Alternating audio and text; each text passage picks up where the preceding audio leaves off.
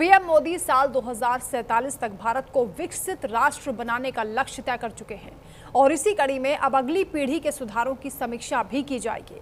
PM Modi का साफ निर्देश है कि आम जनता से जुड़े मामलों में कोई ढिलाई या पेंडेंसी नहीं होनी चाहिए। केंद्र सरकार के सभी मंत्रालयों और विभागों के सचिवों की बैठक बुलाई गई है। बैठक में सचिव अपने अपने मंत्रालयों के कामकाज, सुधारों की प्रगति का पूरा ब्यौरा पीएम मोदी के सामने पेश करेंगे। राजलक्ष्मी जी, अभी तक तो चर्चा हो रही थी कि मॉनसून सत्र से पहले कैबिनेट रिशफल होगा, लेकिन उसके बीच में पीएम मोदी ने बड़ी बैठक बुलाई है नौकरशाहों की। क्या लग रहा है आपको कि क्या आज होने वाला है? नमस्ते वंदना जी। इसमें ऐसा है कि प्रधानमंत्री जी का जो है वो फोकस, वो अभी पिछले कई वर्षों से वो विकसित भारत 2047 की बात कर रहे हैं। तो फिर उसी दृष्टि से वो बहुत सारे अभी उन्होंने कहा है कि ये रिफॉर्म्स के प्रति उनका जो है वो फोकस होने वाला है। और ये केवल जैसे आर्थिक रिफॉर्म्स नहीं बल्कि सामाजिक रिफॉर्म्स भी, दोनों दृष्टि से उनका जो है वो फोकस होने वाला है।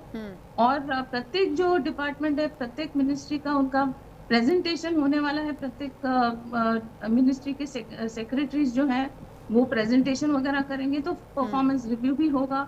और वो बहुत सारे ऐसे इश्यूज होंगे जहां पर उनको कुछ इश्यूज में ऐसा लगेगा कि जैसे कोई भी अगर समझे मंत्री पद उनको फेरबदल करने की आवश्यकता लगी उनके परफॉर्मेंस के हिसाब से, तो उनका ऐसा होता है कि वो जैसे उनका एंटी इनकम्बेंसी जो है उसको काउंटर करने का उनका एक आसान तरीका ऐसा होता है कि कुछ भी, कोई भी मिनिस्ट्री हो या कोई भी पद हो, वो उसमें फेरबदल करते हैं और जो लोग हैं उनको वैसे अपमानित न करते हुए उनको जैसे संगठन की कोई अच्छी बड़ी एक रिस्पॉन्सिबिलिटी देते हैं। तो ये भी है जो है, और भाजपा में ये सब होता रहता है। ऐसा अन्य पक्षों में अगर आप देखें तो ऐसा होता है कि भले वो परफॉर्म करे ना करे, उनकी जो राजनीतिक जो उनकी जो संतुलन होगी उसको दृष्टि में रखते हुए उनको पद या कोई भी जिम्मेदारी देनी पड़ती है। तो भाजपा और खास करके एनडीए में ये ऐसा नहीं होता है। अगर उनको लगता है कि कोई भी व्यक्ति कोई और काम ठीक से कर पाए या कोई भी विषय में उनको परफॉर्मेंस कम लगे, तो फिर वो उनको उधर फेरबदल कर देते हैं। और मैं खास करके एक बात बोलूं, मैं अभी सुन रही थी, तो देखिए ऐसा है कि 2014 से लेकर आज तक जो है हमारी जो जीडीपी है उसमें बढ़त हुई है। 2 ट्रिलियन डॉलर्स से आज हुआ है 4.15 ट्रिलियन डॉलर्स का जो है बढ़त हुआ है जीडीपी में। और आपको ये भी पता होगा कि जो इंटरनेशनल मॉनेटरी फंड है उन्होंने भी कहा है कि हमारी जो है वो फास्टेस्ट ग्रोइंग इकोनॉमी है। और हमारा जो है अभी पिछले वर्ष की तुलना में कर्ज भी बढ़ा है, लेकिन वो भी चिंता का विषय है। हाँ। लेकिन हाँ, उनका ये भी है कि अगर जो हमने खुद भारतीय सरकार ने जो खुद के लिए एक गोल रखा है विकसित भारत 2047 के लिए, अगर उसको अचीव करना है तो फिर 8 के ऊपर होना पड़ेगा ग्रोथ रेट। तो ये ग्रोथ रेट कैसे हम अचीव करें, ये इसके और जो है थोड़ा सा फोकस रहेगा।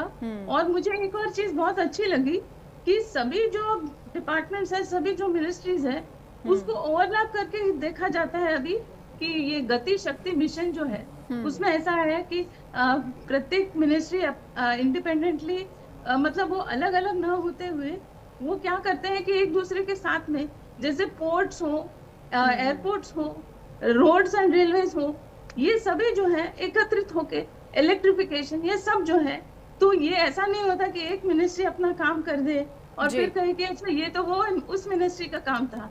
तो प्रत्येक मिनिस्ट्री को पता रहता है कि दूसरी मिनिस्ट्री में क्या हो रहा है, तो उसके साथ में वो ओवरलैप करके वो जो है वो एक फाइन प्रिंट, एक ब्लू प्रिंट, एक मास्टर प्लान उनका जो है वो एकत्रित होके देख सकते हैं। तो ये जो है गति हर एक प्रत्येक इसको मिल जाती है। तो फिर उनको क्या है कि इसमें गति मिलनी चाहिए प्रगति को। बिल्कुल। तो ग्रोथ रेट का जब यहाँ पर जिक्र हो रहा है, आप कह रही हैं कि 8% कम से कम होना चाहिए, क्योंकि प्रश्न ये है कि भारत की वर्तमान स्थिति विश्व के सामने क्या है। अभी हम सुन रहे थे कि साहब ये डेवलपमेंट हो गया और ये गति शक्ति है फलाना ढिमाका। आपके पास जो इंफ्रास्ट्रक्चर है बहुत शानदार, रिसोर्सेज बहुत है आपके पास में, इंफ्रास्ट्रक्चर आपका आज भी कंप्लीट नहीं है। आप उस इंफ्रास्ट्रक्चर को फोकस करिए। उसके लिए ये सारे मंत्रालय एक साथ कनेक्टेड हैं। किस तरीके से प्लान वे में काम हो, आपका wastage of time, wastage of money, wastage of man power बचेगा, वेस्टेज ऑफ ट्रांसपोर्टेशन भी बचेगा। तो एक ही बार में ये सारी चीजें हो सकती हैं। तो आप जो गति शक्ति की बात हो रही है, ऑफिस एक ही बिल्डिंग में शिफ्ट किए जा सकते हैं, तो आप ठीक कह रहे हैं नवीन जी कि जब एक बिल्डिंग में सारे ऑफिस आ सकते हैं तो कामकाज और बेहतर ढंग से हो और तेजी आए। उसके लिए जरूरी है कि बीच में कोऑर्डिनेशन एक ऐसा सिस्टम बना दिया जाए। राजलक्ष्मी जी, आप क्या सोच रहे हैं इस पर? और जो जिन चुनौतियों का जिक्र यहाँ पर किया है नवीन जी ने कि आधारभूत जो सुविधाएं हैं, जिन समस्याओं का यहाँ पर देश में जिक्र हो रहा है, और इन सबके बीच वैश्विक चुनौतियां भी हमारे सामने हैं। तो 2047 तक जब विकास का हम लक्ष्य लेकर चल रहे हैं, तो क्या आपको लग रहा है कि कितनी तेजी से काम होना चाहिए और क्या समस्याएं हैं जिस पर सबसे पहले फोकस होना चाहिए? वंदना जी, सबसे पहले मैं वही फिर से दोहराऊंगी कि गति शक्ति मिशन जो है वो एग्जैक्टली वही है जो अभी नवीन जी बता रहे थे कि वो प्रत्येक जो मिनिस्ट्री है उनके बीच में जो कोऑर्डिनेशन, वही बात है। वो उनका जो एक मास्टर प्लान है वो उसको ओवरलैप करके देखा जाता है कि हमको जैसे अभी मैं एक उदाहरण आपको बताऊं कि नवी मुंबई इंटरनेशनल एयरपोर्ट, उसके साथ में ऐसा है कि वो उसके साथ में मेट्रो, रेलवे, रोड्स, उसकी जो इंफ्रास्ट्रक्चर, उसके साथ साथ में उधर पास में जो है वो प्लानिंग, कार्गोज, ये सब विषय जो है उसको एकत्रित करके उसको प्लानिंग किया गया। उसमें बहुत सारे मिनिस्ट्रीज जो है उसमें संबंधित जो जितने भी मिनिस्ट्रीज थे उन्होंने एकत्रित होकर काम किया। ये सब जो है, मैं आपको एक बात और बताऊं कि पहले ऐसा नहीं होता था। पहले जो होता था कि प्रत्येक मिनिस्ट्री अपने अपने हिसाब से सोचती थी और फिर जो है वो एक दूसरे पर जो है वो बता देते थे कि ये हमारा काम नहीं है, वो उस मिनिस्ट्री की वजह से ऐसा हो गया। अभी जो है ये इसी सबको ध्यान में रखते हुए ये गति शक्ति मिशन, ये एक इनिशिएटिव अभी नहीं, अभी कई वर्षों से चल रहा है। तो ये जो है ये एक बहुत ही अहम मिशन है और उसी से जो है वो प्रगति को गति मिलती है। और अभी प्रधानमंत्री जी ने बहुत बार कहा है कि लेस गवर्नमेंट मोर गवर्नेंस। तो उनका जो है वही है कि जो जितने भी अभी जो कानून जहाँ पर जो आवश्यक न हो वो ब्यूरोक्रेसी कम हो, उन सारे विषयों में जो है जैसे परमिशंस लेने की आवश्यकता न पड़े, ईज ऑफ डूइंग बिजनेस और ईज ऑफ लिविंग दोनों पे फोकस हो। और ये जो ग्रोथ है, जो जैसे मैंने आपको कहा कि पिछले वर्ष जो 7.7 जो हमारा ग्रोथ रेट था, अभी 7.8 है। तो जो है वो बढ़त तो है ही, और बावजूद इसके कि आज हम इतने सारे वैश्विक जो है परिस्थितियों में हैं, जैसे वो गल्फ ऑफ ये हॉर्मुज स्ट्रेट की जो अभी कॉन्फ्लिक्ट चल रही है, उसमें पूरे विश्व में आप अगर देखेंगे तो प्रत्येक देश में ये पेट्रोल डीजल के दाम जो है वो कम से कम 15% बढ़े हैं हमारे देश में। वो हमारा एक्चुअली इतना डिपेंडेंस होते हुए भी हमारा जो है वो इतना बढ़त होने के बाद भी 7 से 8% से ज्यादा नहीं बढ़ा है। और देखिए उन्होंने ये जो है ये ऐसे किया कि वो उनकी जो ऑयल मार्केटिंग जो कंपनीज थी उनपे भी उन्होंने एक रिस्ट्रिक्शन डाला हुआ है और उनको नुकसान उठाना पड़ा, लेकिन फिर भी उन्होंने उन पे एक रिस्ट्रिक्शन डाला था कि आप इसके दाम नहीं बढ़ा सकते। और एलपीजी के लिए भी बहुत सारे कठिनाई से, बहुत सारी डिप्लोमेसी के साथ, बावजूद इसके कि हमारे अच्छे संबंध हैं इजराइल के साथ में भी और अमेरिका के साथ में भी, हमने ईरान के साथ में भी ये जो एक डिप्लोमेसी के चलते वहां से हमारे जहाज लेकर आए।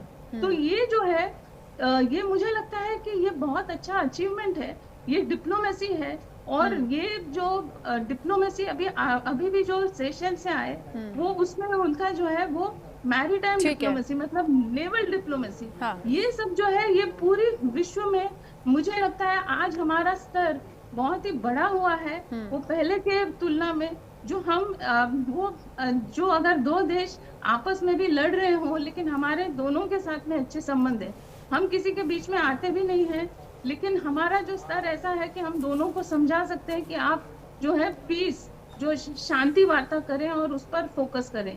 अभी के परिस्थिति में भी ऐसा है कि हम इजराइल के साथ में भी बात कर सकते हैं, अमेरिका के साथ में भी बात कर सकते हैं, ईरान के साथ में भी।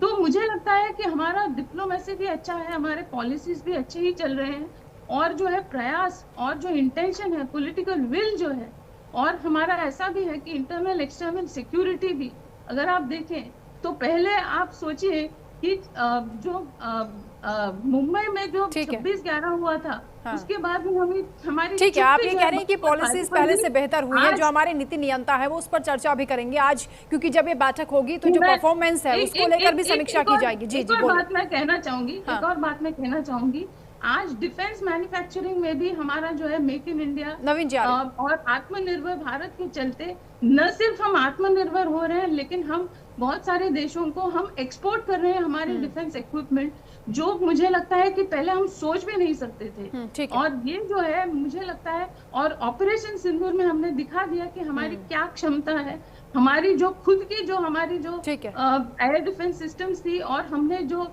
जितने भी हमने अच्छे प्रोक्योरमेंट भी किए हैं। ठीक है, बढ़ती हुई अर्थव्यवस्था है और पूरी दुनिया देख रही है कि भारत की क्या ताकत है, भारत में कितनी क्षमता है और किस कैपेसिटी के साथ हम आगे बढ़ रहे हैं। नहीं, सरकार का फोकस नारेबाजी, भाषणबाजी और नैरेटिव सेट करने से ज्यादा कुछ नहीं है। मैं बहुत जिम्मेदारी के साथ कहूंगा, आप आत्मनिर्भर भारत, मेक इन इंडिया लेकर चले थे। मेक इन इंडिया का जिक्र अपना प्रधानमंत्री मोदी करते हैं ना भारत सरकार कोई मंत्री कर सकता है। पूरा विश्व आज की तारीख में बारूद के ढेर पर बैठा है, स्थितियां विषम है, कोई भी देश कभी भी आपस में लड़ेंगे। रूस यूक्रेन लंबे समय से चल रहा, हम लोग तो ये मान के चल रहे 10 दिन में निपट जाएगा ये। ईरान का भी यही समझा जा रहा था, लेकिन लंबा चला और अभी भी वहां तनातनी है। ऐसा नहीं है कि बहुत स्मूथ माहौल हो गया है। तो आपकी तैयारी क्या है? अब आपके पास समय है कि आपको जाग जाना चाहिए, आपको अपने लेकिन इन सब चुनौतियों के बीच जब लगातार कहा जा रहा था कि आर्थिक तूफान आ जाएगा, ये हो जाएगा, विपक्ष की ओर से सवाल उठाए जा रहे थे, लेकिन वैसा कुछ तो नहीं हुआ ना, स्थितियां संभल गई। नहीं, आप एक चीज देखिएगा, स्थितियां कहां संभल गई, कौन सी स्थिति संभाल ली है इन्होंने। अपीलें प्रधानमंत्री जी को करनी पड़ रही हैं, तेल का इस्तेमाल कम करो, खाने वाले का सोना कम खरीदो, जो पाबंदियां नवीन जी लगाई गई थी वो तो अब बोला, अरे पाबंदियां हटा दी गई। तो मैं वही कह रहा हूँ, मैं वही कह रहा हूँ कि इसका मतलब है कि आपकी जो पॉलिसीज है वो सुपर फ्लॉप साबित होंगी। दूसरी एक और चीज मैं कह रहा हूँ, अभी फॉरेन पॉलिसीज की बात हो रही है। भारत की फॉरेन पॉलिसी तय कौन कर रहा है? अमेरिका। और ये जिम्मेदारी के साथ कह रहा हूं मैं कि मार्को रूबियो आते हैं, वो तय कर देते हैं कि आगे वेनेजुएला के राष्ट्रपति आएंगे और बात करेंगे, डील करेंगे। वो इस मार्को रूबियो यार, इस देश के प्रधानमंत्री, इस देश के विदेश मंत्री तय करेंगे। विदेश मंत्री के जो कार्य है वो प्रधानमंत्री कर रहे हैं पूरे विश्व में घूम घूम के। आप पता नहीं कौन से नैरेटिव सेट किए जा रहे हैं, क्या बोले जा रहे हैं। ठीक है, राजलक्ष्मी जी बोलना चाह रही हैं। आपकी जमीनी धरातल की सच्चाई। ठीक है नवीन जी, राजलक्ष्मी जी बोलिए आप। जी देखिए, ऐसा है कि हमारी जो है पूरी तरीके से डिफेंस की तो तैयारी है ही, कोई हमारे ऊपर आंख उठाकर देख नहीं सकता। और ऐसा बिल्कुल नहीं हुआ कि अमेरिका ने कोई भी विषय में हमारे ऊपर कोई भी डोमिनेशन किया। अगर ऐसा होता तो हमारा उनके साथ में ट्रेड डील बहुत पहले साइन हुआ होता। वो तत्पर है, वो उत्सुक है कि हमारे साथ में ट्रेड डील हो, लेकिन हमने किया नहीं, क्योंकि हम हमारे देश हित को दृष्टि में रखते हुए हमने आज तक ट्रेड डील नहीं किया है। वो चाहते हैं कि ट्रेड डील हो, लेकिन हमने नहीं किया। तो देखिए, ऐसा है कि अमेरिका ने जितना भी बोला होगा, हम रशिया से तेल पहले भी खरीदते थे, आज भी खरीदे हैं और आगे भी खरीदते रहेंगे। ये बार बार बोला गया है प्रत्येक मिनिस्ट्री से। एस जयशंकर जी ने भी बोला है, पेट्रोलियम मिनिस्ट्री ने भी बोला है, हर एक ने बोला है कि हमारा राजलक्ष्मी जी, फिर वेनेजुएला दूसरे नंबर पर कैसे आ गया तेल सप्लाई में? जी क्या मुझे सुनाई नहीं दिया, क्या वेनेजुएला से फिर इतना तेल क्यों खरीदा गया? अगर हम रशिया से खरीद रहे थे फिर ये संकट ही नहीं आता, प्राइस नहीं बढ़ते। जी देखिए, ऐसा है कि हमारा पहले जो है हम 23 देशों से हम तेल खरीदते थे, लेकिन अभी की परिस्थिति देखते हुए हमने क्या किया कि डाइवर्सिफाई किया, कि हम अभी कम से कम 45 देशों से हम तेल खरीद रहे हैं। क्योंकि अगर समझे कहीं पे भी संकट हो तो ऐसा नहीं हो कि हम वहां पर अटक जाए। तो मुझे लगता है ये बहुत ही अच्छा एक सुझाव था और ऐसा ही किया गया। तो इसी वजह से आज है कि हम आज अटके हुए नहीं हैं। आप देखिए कि हमारे आजू बाजू के जो देश है वहां पर आपने देखा होगा कि यूनिवर्सिटीज बंद हो रही है और उनको घर से बाहर निकलने में तकलीफ हो रही है, क्योंकि पेट्रोल और डीजल की जो है पेट्रोल पंप बंद है। आज हमारे देश में ऐसा कुछ भी नहीं हुआ। और जैसे मैंने आपको बोला कि 7 से 8% केवल बड़े हैं दाम, जबकि बड़े बड़े समृद्ध देशों में आपने देखा होगा कि 15 से 20% कम से कम दर बढ़ गए हैं। लेकिन हमारे देश में ऐसा नहीं हुआ, हमने उसका जो है रिस्ट्रिक्शन रखा है कि हम इससे ज्यादा नहीं बढ़ाएंगे। लेकिन ये ठीक है, आर्थिक सुधारों को लेकर जो कदम उठाए गए हैं, विकास दर कहां अभी है और कहां पर पहुंचनी है, इसको लेकर भी समीक्षा आज होने वाली है, इस पर चर्चा होगी और प्रधानमंत्री मोदी की ओर से क्या मंत्र दिए जाएंगे उस पर भी नजर आएगी। बहुत शुक्रिया आप दोनों मेहमानों का हमारे साथ जुड़ने के लिए, चर्चा में शामिल होने के लिए।